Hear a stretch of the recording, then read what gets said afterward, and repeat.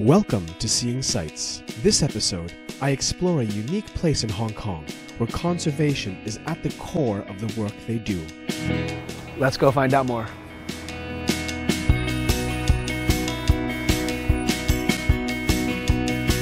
We're out here in Tai Wo. We're gonna go check out a very unusual, very special place here in Hong Kong, the Kadoorie Farm and Botanic Garden.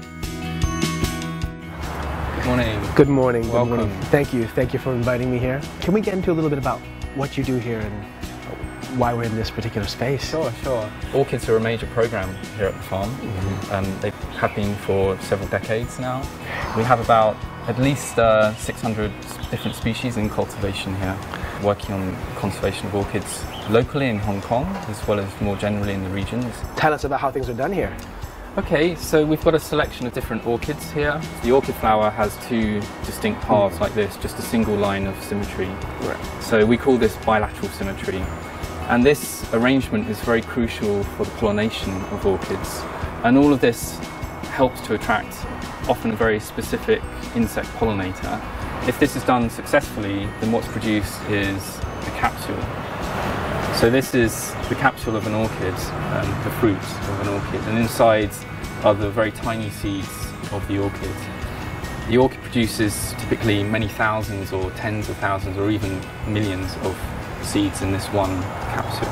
Here in the garden or in a lab, we can imitate this specific relationship between the orchid and the fungus. This is a sterile container with some agar-based medium at the bottom. And what we've done is we've opened an orchid seed capsule and we've introduced seeds from the capsule which would then absorb the nutrients from the medium, hopefully, and then germinate and grow into these baby orchid plants. But here we've got an example of plants which have just come out from the pot. This is a kind of dendrobium, a local species from South China. And now, unfortunately, they're very rare in the wild. But because we're able to propagate them in this way, we can establish them in cultivation. We can hopefully maintain them, and then should there be a need, we can put them back in the wild.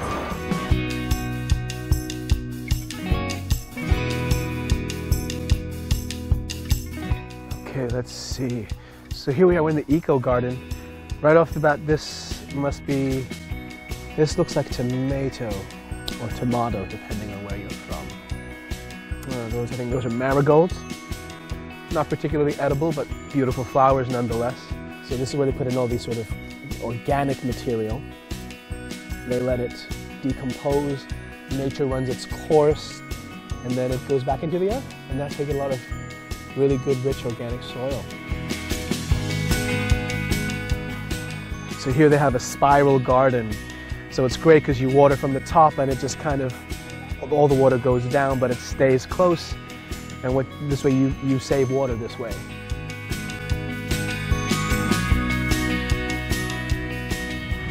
It's a big old papaya tree. Ha, funny looking papaya.